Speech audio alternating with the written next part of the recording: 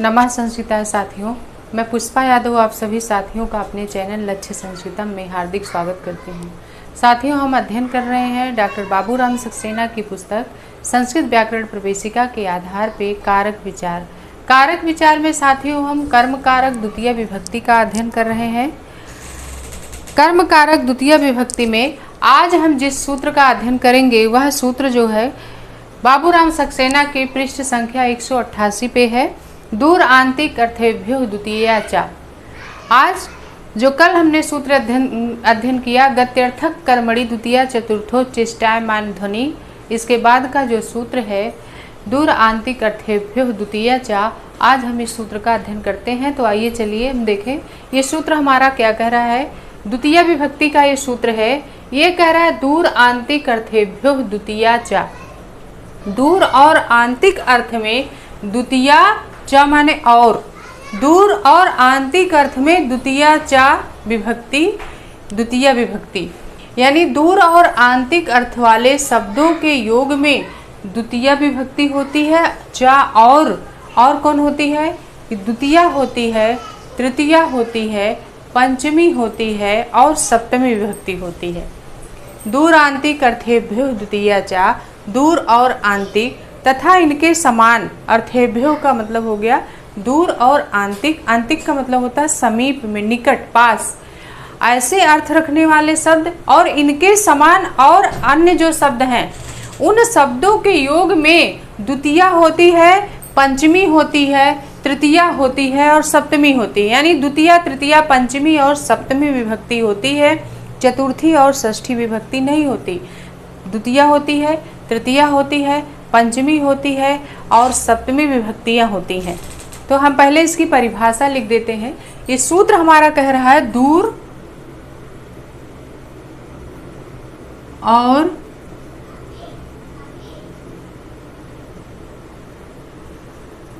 और आंतिक।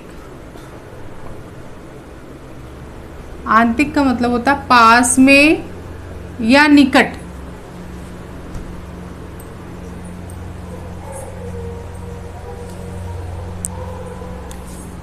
तथा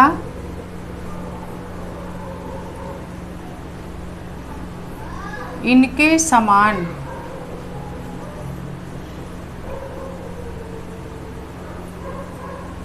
अर्थ रखने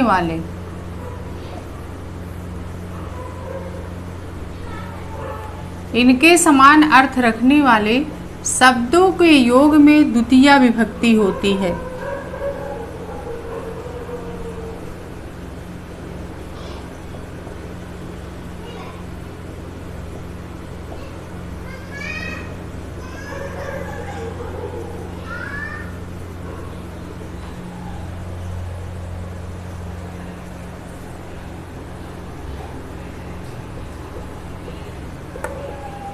द्वितीया विभक्ति होती है।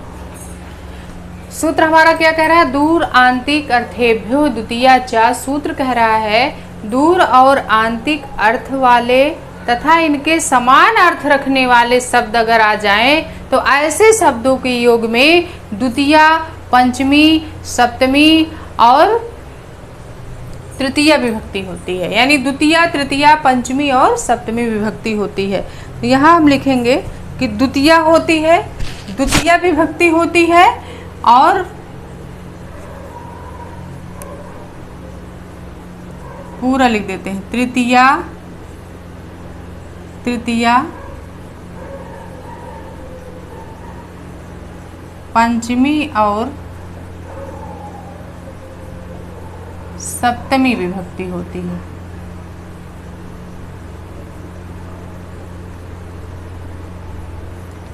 सप्तमी विभक्ति होती है। दूर और आंतिक, दूर का मतलब दूर हो गया, आंतिक का मतलब पास में, निकट में। अगर ऐसे शब्द आए जिनका अर्थ दूर होता है और पास भी होता है और दूर और पास के समान अर्थ जो और अन्य शब्द हैं, अन्य शब्द का मतलब जैसे समया आ गया, समया शब्द, निकषा शब्द, इनका अर्थ भी क्या होता है? समया का मतलब समीप में, निकषा का अर्थ क्या होता है? निकट। यही ये सूत्र कह रहा है। दूर और आंतिक तथा इनके समान अर्थ रखने वाले अन्य शब्द, यहाँ अन्य जोड़ देते हैं, इनके समान अर्थ रखने वाले अन्य शब्दों के योग में द्वितीया, तृतीया, पंचमी और सप्तमी विभक्तियां होती हैं। अन्य शब्द, इनके समान अर्थ रखने वाले अन्य शब्द का मतलब जैसे समया, निक्सा आदि शब्द, क्योंकि समया का अर्थ भी समीप होता है, निक्सा का अर्थ भी निकट होता है। ऐसे शब्द भी अगर आ जाते हैं, यानी दूर और आंतिक और इनके समान अर्थ रखने वाले, दूर का अर्थ रखने वाला अगर कोई शब्द है और आंतिक यानी पास का, निकट का अर्थ रखने वाला ऐसा कोई शब्द है, तो जैसे हो गया समया, निक्सा, समया का समीप, निक्सा माने निकट, ऐसे शब्द अगर आ जाते हैं तो ऐसे शब्दों के योग में भी कौन सी विभक्तियां होती हैं? द्वितीया, तृतीया, पंचमी और सप्तमी विभक्ति होती है। ध्यान दीजिएगा, दूर आंतिक अर्थेभ्यो द्वितीया, चार सूत्र हमारा कह रहा है दूर और आंतिक, आंतिक यानी पास में, निकट में, दूर और आंतिक तथा इनके समान अन्य जो अर्थ रखने वाले शब्द हैं जैसे समया, निक्सा आदि शब्द के योग में कौन सी विभक्ति लगती है? द्वितीया, द्वितीया तो लगती ही है, उसके साथ साथ तृतीया लगती है, पंचमी लगती है और सप्तमी विभक्ति लगती है। ऐसे शब्द अगर आ जाएं जिनका अर्थ दूर और आंतिक है तो ऐसे शब्दों के योग में द्वितीया विभक्ति होती है, तृतीया होती है, पंचमी होती है और सप्तमी विभक्ति होती है। जैसे हम उदाहरण से समझते हैं, जैसे हमारा उदाहरण है, उदाहरण दिया है ग्रामात ग्रामस्य वा, ग्रामात ग्रामस्य वा दूरम दूरेण दूरात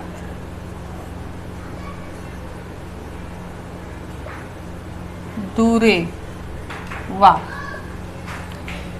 ग्रामात ग्रामस्य वा दूरम दूरेण दूरात दूरे वा, यानी गांव के दूर, गांव के दूर या गांव से दूर। तो दूर वाला, दूर अर्थ रखने वाला ये शब्द है। गांव से दूर क्या है? तो गांव से दूर शब्द हमारा आया ग्रामात, यानी गांव से दूर हुआ, अथवा ग्रामस्य गांव के दूर या गांव से दूर। तो गांव से दूर अर्थ में आया है तो दूरम द्वितीया लग जाएगी, दूरेण तृतीया भी होगी, दूरात पंचमी भी होगा, दूरे सप्तमी भी होगा, वाक मतलब अथवा। चाहे वह आप लिखें ग्रामात ग्रामस्य दूरम, ग्रामात ग्रामस्य दूरेण, ग्रामात ग्रामस्य दूरात, ग्रामात ग्रामस्य दूरे, चाहे इतने वाक्यों को अलग अलग करके हम चार वाक्य बना दें। ग्रामात ग्रामस्य दूरम, दूरांतिक अर्थेभ्यो द्वितीया, चाहे से द्वितीया हो गई, दूरांतिक अर्थेभ्यो चाहे से द्वितीया विभक्ति लगाएंगे तो क्या हो जाएगा? ग्रामात ग्रामस्य दूरम। और कह रहा द्वितीया चाहे और विभक्तियां होती हैं, कौन? तृतीया होती है, तो हम लिखेंगे ग्रामात ग्रामस्य दूरेण, ग्रामात ग्रामस्य दूरात, ग्रामात ग्रामस्य दूरे, क्योंकि दूर और आंतिक तथा इनके समान जो अर्थ रखने वाले शब्द हैं, ऐसे शब्द के योग में कौन सी विभक्ति लग जाती है? द्वितीया, तृतीया, पंचमी और सप्तमी विभक्ति होती है। इसीलिए दूर अर्थ में आया है गांव से दूर या गांव के दूर, तो दूरम, दूर शब्द यहाँ आ गया तो दूरम हो जाएगा, द्वितीया लग जाएगी, दूरेण तृतीया भी होगी, दूर में पंचमी भी हो गया दूरात, और दूर में सप्तमी विभक्ति लग गई दूरे। तो दूर के अर्थ में आया है गांव के दूर, तो दूर में द्वितीया हो गई, तृतीया हो गई, पंचमी हो गई और सप्तमी विभक्ति हो गई। इसी तरह से और वाक्य है, और वाक्य क्या है? जैसे दूसरा वाक्य है बनात बनस्य, बनात वनस्य वा दूरम दूरेण दूरात दूरेवा, हो गया ना? दूर अर्थ में आया है। अगर आंतिक अर्थ लेते हैं तो आंतिक अर्थ में भी वही हो जाएगा, आंतिक अर्थ में क्या हो जाएगा? आंतिक के अर्थ में भी जैसे हम शब्द बना लेते हैं, गृहात गृहस्य, गृहात गृहस्य वा आंतिकम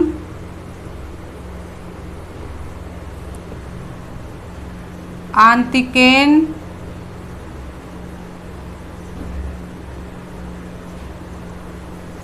अंतिकात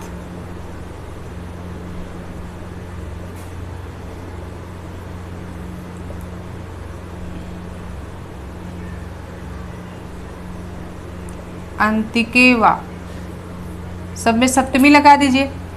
यानी अंतिकम में द्वितीया हो गई, अंतिकेन में तृतीया, अंतिकात में पंचमी, अंतिके में सप्तमी।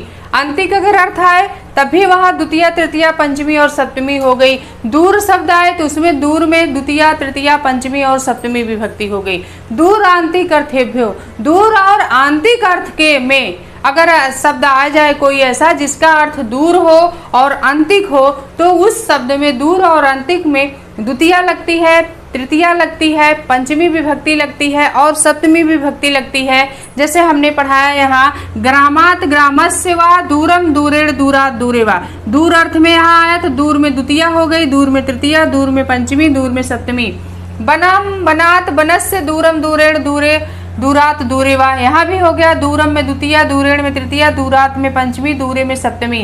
गृहात गृहस्य वा अंतिकम अंतिकेन अंतिकात अंतिके वा। गांव के पास, गांव के पास तो द्वितीया हो गई, तृतीया हो गई, पंचमी हो गई और सप्तमी विभक्ति हो गई। या ग्रामात ग्रामस्य, घर के पास या गांव के पास, तो यहाँ हम अंतिकम अंतिकेन अंतिकात अंतिके वा कर देंगे। बनात बनस अंतिकम अंतिकेन अंतिकात अंतिके वा। गृहात गृहस् दूरम दूरेण दूरात दूरे वा। मतलब इस तरह के वाक्य अगर आ गए दूर अर्थ में, पास अर्थ में, तो उसमें द्वितीया तृतीया पंचमी और सप्तमी विभक्ति, चार विभक्ति लगती है। द्वितीया लगती है, तृतीया लगती है, पंचमी लगती है और सप्तमी विभक्ति लगती है। तो किस सूत्र से? दूर आंतिक अर्थेभ्यो द्वितीया चा सूत्र से दूर और आंतिक अर्थ में कौन सी विभक्ति लगती है?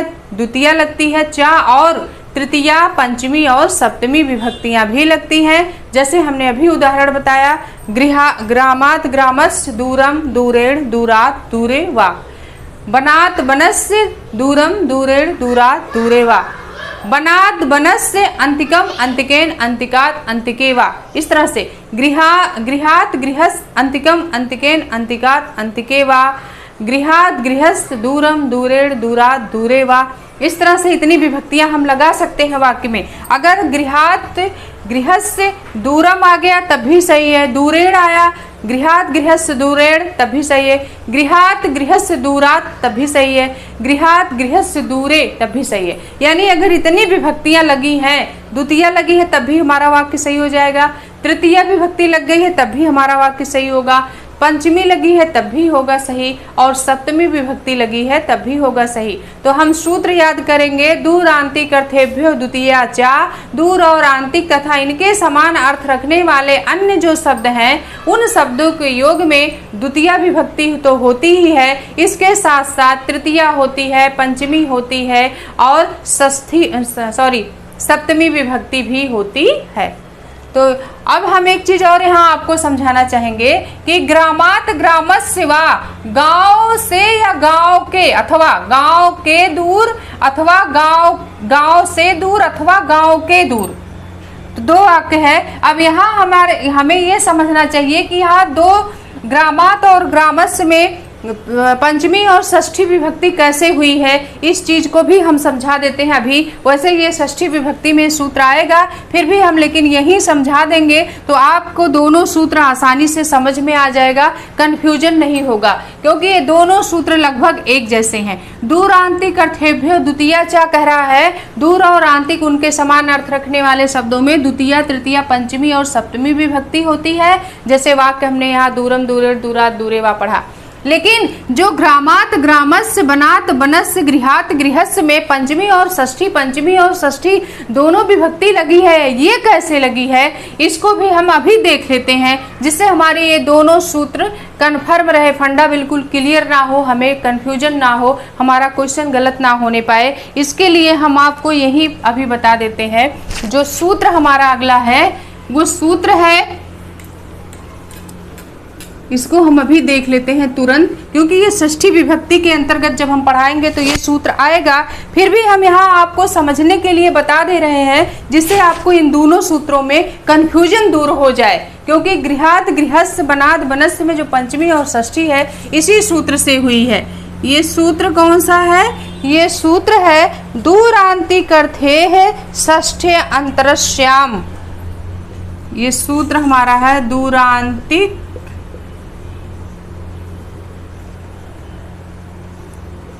कार्थेः, दूरांतिक कार्थेः षष्ठे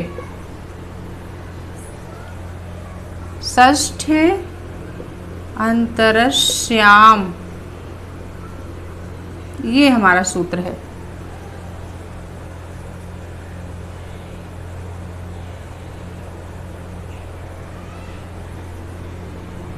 षष्ठयंत अंतरस्याम है, षष्ठयन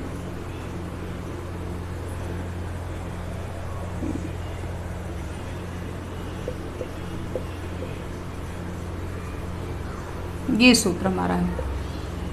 दूरांतिक अर्थेः षष्ठयंतरस्याम। ये सूत्र हमारा, अब दोनों सूत्र एक जैसे हैं, ध्यान दीजिएगा। ये दोनों सूत्र दूरांतिक अर्थेभ्यो द्वितीया च और दूरांतिक अर्थेः षष्ठयंत अंतरस्याम, षष्ठयंतरस्याम सूत्र हमारा है। दूरांतिक अर्थेः षष्ठयंतरस्याम, ये दोनों सूत्र हम इसलिए यहाँ इकट्ठे समझा रहे हैं जिससे आपको कोई कंफ्यूजन ना हो। ये सूत्र हमारा षष्ठी विभक्ति जब हम अध्ययन करेंगे तो वहाँ का सूत्र है। और दूरांतिक अर्थेः द्वितीया च, एक कर्म कारक द्वितीय विभक्ति का सूत्र है। ये सूत्र हमारा दूरांतिक अर्थेः द्वितीया च कह रहा है दूर और समीप अर्थ, और उसके समान अगर कोई और शब्द आ जाए तो दूर और समीप वाले शब्दों में द्वितीया लगती है, तृतीया लगती है, पंचमी लगती है और सप्तमी विभक्ति लगती है। अब इसी से रिलेटेड ये सूत्र है दूरांतिक अर्थेः षष्ठयंतरस्याम। सूत्र हमारा क्या कह रहा है, हम इसको भी देख लेते हैं। ये सूत्र कहता है कि जिससे दूरी दिखाई जाती है, ये सूत्र कहता है, इस सूत्र की परिभाषा लिख लीजिए, जिससे दूरी दिखाई जाती है,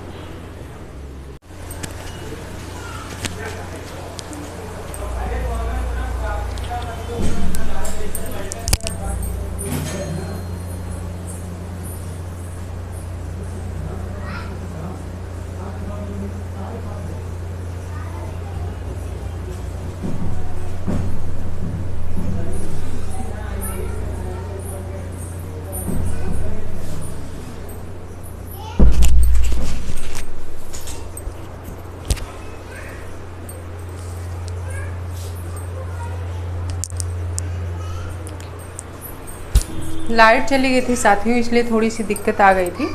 तो आइए हम चलिए अपना सूत्र देखते हैं। दूरांतिक अर्थेः षष्ठयंतरस्याम। ये सूत्र हमारा कह रहा है जिससे दूरी दिखाई जाती है। क्या की जाती है? जिससे दूरी दिखाई जाती है उसमें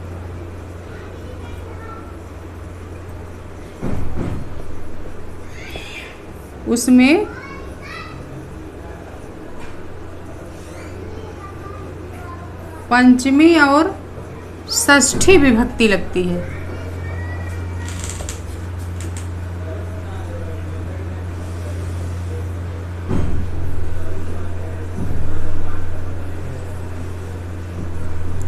जिससे दूरी दिखाई जाती है उसमें पंचमी और षष्ठी विभक्ति लगती है।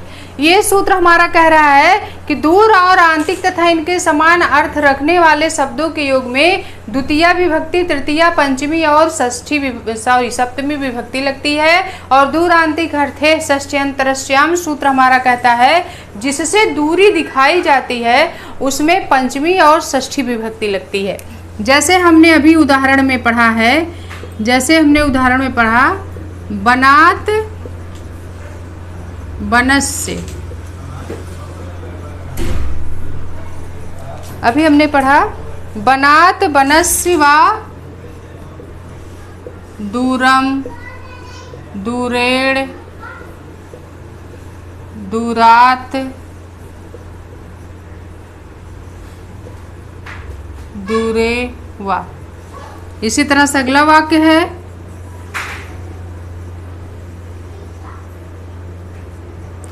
गृहात गृहस्य।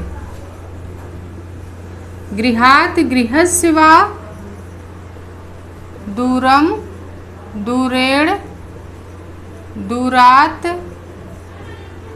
दूरे वा। अब आगे होगा समझ में, यानी दूरीवाची जो शब्द होते हैं, जो दूरीवाची शब्द होते हैं, जो आंतिक शब्द होते हैं, उन शब्दों में द्वितीया तृतीया पंचमी और सप्तमी विभक्ति लगती है। दूरांतिक अर्थेभ्यो द्वितीया चास। और जिससे दूरी दिखाई जाती है उसमें पंचमी और षष्ठी विभक्ति होती है। जैसे किससे दूरी दिखाई जा रही है? वन से, वन की दूरी, वन से दूरी दिखाई जा रही है, वनम। इसीलिए जो जिससे दूरी दिखाई जा रही है उसमें पंचमी और षष्ठी लगा है। बनात बनस्य, वन से दूरी दिखाई जा रही है, बनात दूरम दूरेर दूरात दूरे वा, बनस्य दूरम दूरेर दूरात दूरे वा। यानी जिससे दूरी दिखाई जाती है उसमें पंचमी विभक्ति लगती है और षष्ठी विभक्ति लगती है। और जैसे गृहात गृहस्य में, बनात बनस्य में, और इसी तरह से हमारा अगला वाक्य जो था ग्रामात ग्रामस्य। तो ग्रामात ग्रामस्य में भी वही चीज है, क्योंकि ये दूरीवाची शब्द हैं। ग्रामात ग्रामस्य, ये क्या है? ग्रामात ग्रामस्य ऐसे शब्द हैं जिनसे दूरी दिखाई जा रही है, जिनसे दूरी दिखाई जा रही है। तो जिस शब्द से दूरी दिखाई जाती है उसमें पंचमी और षष्ठी विभक्ति लगती है। किस सूत्र से? दूरांतिक अर्थे षष्ठ्यंतरस्याम से। और जो दूरीवाची शब्द होते हैं उस शब्दों में दूरांतिक अर्थेभ्यो द्वितीया चा से द्वितीया तृतीया पंचमी और सप्तमी विभक्ति होती है। इस सूत्र का फंडा, दोनों सूत्र बिल्कुल क्लियर समझ में आना चाहिए, तभी हमको समझ में आएगा कि जो दूरीवाची शब्द होते हैं, ऐसे शब्द जो दूर और निकट तथा इनके समान अर्थ रखने वाले शब्द के योग में आएंगे, उन शब्दों में द्वितीया तृतीया पंचमी और सप्तमी विभक्ति लगती है। और जिससे दूरी दिखाई जाती है उन शब्दों में पंचमी और षष्ठी विभक्ति लगती है। जैसे ग्रामात ग्रामस्य, ग्रामात ग्रामस्य दूरम, ग्रामात ग्रामस्य दूरेण, ग्रामात ग्रामस्य दूरात दूरे। तो हमें गांव से दूरी दिखाई जा रही है, तो जिससे दूरी दिखाई जा रही, किससे दूरी दिखाई जा रही? गांव से दूरी दिखाई जा रही है। तो गांव में पंचमी और षष्ठी विभक्ति हो गई। किस सूत्र से? दूरांतिक अर्थे षष्ठ्यंतरस्याम से। जिससे दूरी दिखाई जाती है उनमें पंचमी और षष्ठी विभक्ति होती है। और जो दूरीवाची शब्द होते हैं उनमें द्वितीया तृतीया पंचमी और सप्तमी विभक्ति होती है। ये दोनों सूत्रों का फंडा बिल्कुल क्लियर आपके समझ में आना चाहिए, नहीं तो हम इसको सूत्रों को हम क्या करेंगे, नहीं समझ में आएगा तो हमारा क्वेश्चन ही गलत हो जाएगा। तो जो दूरीवाची शब्द होते हैं उन शब्दों में कौन कौन सी विभक्तियां लगती हैं? द्वितीया लगती है, तृतीया लगती है, पंचमी लगती है और सप्तमी लगती है। और जो जिससे दूरी दिखाई जाती है उन शब्दों में पंचमी और षष्ठी विभक्ति लगती है। तो जिसमें द्वितीया तृतीया पंचमी सप्तमी विभक्ति करने वाला सूत्र हमारा दूरांतिक अर्थे है द्वितीया चा है। और जिससे दूरी दिखाई जा रही है उन शब्दों में हमारा सूत्र जो है दूरांतिक अर्थे है षष्ठ्यंतरस्याम। और दूरीवाची शब्द जो सूत्र करता है दूरांतिक अर्थेभ्यो द्वितीया चा। दूरांतिक अर्थेभ्यो द्वितीया चा से दूरीवाची शब्द में क्या होता है?